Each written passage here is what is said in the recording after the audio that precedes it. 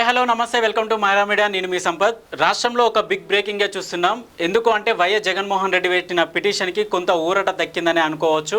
ఎందుకంటే వైఎస్ జగన్మోహన్ రెడ్డికి సంబంధించిన సెక్యూరిటీ విషయంలో నిన్న వేసిన పిటిషన్ ఇవాళ విచారణకు వచ్చింది. ఇవాళ విచారణకు వచ్చిన సందర్భంలో హైకోర్టు జడ్జి కీలక వ్యాఖ్యలు చేయడం జరిగింది. గత కొన్ని రోజులుగా జరుగుతున్న పరిణామాలు ఏదైతే ఉన్నాయో జగన్మోహన్ రెడ్డికి సంబంధించిన సెక్యూరిటీ విషయంలో, జగన్మోహన్ రెడ్డికి సంబంధించిన కాన్వాయ్ విషయంలో ఏదైతే టీడీపీ వాళ్ళు చేస్తున్న దుష్ప్రచారం ఉందో, టీడీపీ వాళ్ళు చేస్తున్న అబద్ధపు ప్రచారం ఉందో దానికి సొస్సు చెప్పినట్టే అనుకోవచ్చు. ఎందుకంటే కోర్టు సాక్షిగా జగన్మోహన్ రెడ్డి వేసిన పిటిషన్ కి ఏపీ హైకోర్టు మద్దతుగా నిలిచిందని అనుకోవచ్చు. దీంట్లో భాగంగా నాకు కేటాయించిన బుల్లెట్ ప్రూఫ్ వాహనం ఇబ్బందికరంగా ఉన్నది, పగిలిన అద్దాలు, తెరుచుకుని డోరు, తర్వాత అదే జామర్ కూడా లేదు, నాకు సెక్యూరిటీ పరంగా ఇబ్బందిగా ఉంది, ప్రజల్లోకి వెళ్ళలేకపోతున్నాను, నాకు ప్రాణహాని ఉంది అని చెప్పేసి ఏదైతే జగన్మోహన్ రెడ్డి పిటిషన్ వేశారో దాని మీద విచారణ చేశారు. దానికి సానుకూలంగానే ఏపీ హైకోర్టు కూడా స్పందించింది. సో కొన్ని కీలక అంశాలు ఏంటంటే బుల్లెట్ ప్రూఫ్ వాహనం ఇవ్వచ్చు కదా, తర్వాత జామర్ ఇవ్వచ్చు కదా అని చెప్పేసి కొన్ని అంశాలను అయితే తెర మీదకి తీయడం జరుగుతుంది.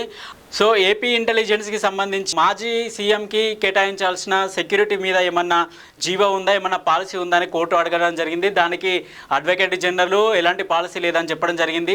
కానీ ఏ పాలసీ లేకుండా గవర్నమెంట్ అయితే రన్ చేయదు. ఎందుకంటే ఒక సెక్యూరిటీ ఇవ్వాల్సిన బాధ్యతకు ఒక పాలసీ ఉంటుంది. ముఖ్యమంత్రికి ఎలాంటి సెక్యూరిటీ ఇవ్వాలి, మాజీ సీఎంకి ఎలాంటి సెక్యూరిటీ ఇవ్వాలనే ఒక పాలసీ అయితే ఖచ్చితంగా ఉంటుంది. దీని మీద విచారణ జరుగుతుంది.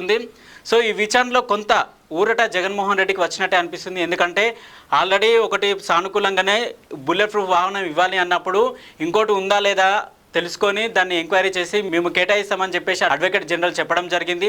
గత కొన్ని రోజులుగా ఏదైతే ఆంధ్రాలో జరుగుతున్న ఈ అరాచకాలు, టీడీపీ వాళ్ళు చేస్తున్న అరాచకాలు, అఘాయిత్యాలు, ఆస్తుల విధ్వంసం ఏదైతే ఉందో, ఒక ప్రతిపక్ష నాయకుడిగా జనాలకు వెళ్ళి జనాల సమస్యలు తెలుసుకోవాలి, వాళ్ళ బాధలు తెలుసుకోవడానికి ఖచ్చితంగా సెక్యూరిటీ అనేది ఖచ్చితంగా ఉండాలి.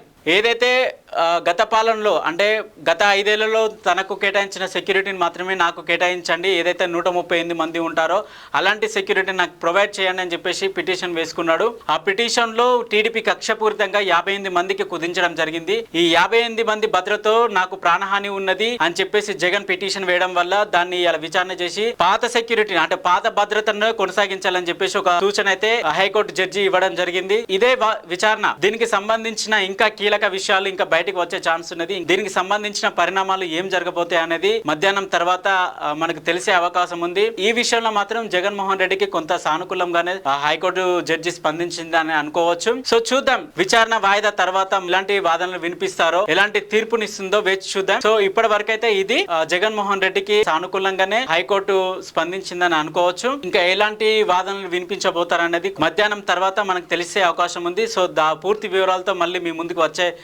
వీలు చేస్తాను. సో చూస్తూనే ఉండండి మైరా మీడియా. నేను మీ సంపత్. Thank you.